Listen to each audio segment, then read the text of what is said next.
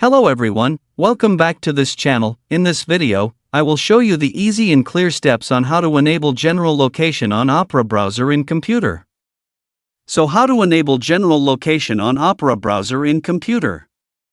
Make sure you keep watching this video until the end. Let's get started right away. Firstly, just go to Opera browser on your computer or laptop. This is the Opera browser display. Then move the cursor to the top right of the screen. Here are lots of menu options. Then tap the three-line icon here. And a scrolling menu will appear like this, and scroll down. And tap the settings menu here. Now here you are in the settings menu. Enter the privacy security menu. Now here you are in the privacy security menu. Next, tap menu privacy consent settings. And it will appear like this. And tap general location.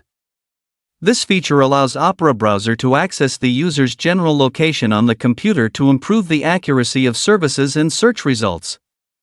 So that's it, the tutorial how to enable general location on Opera browser in computer. Thank you for watching.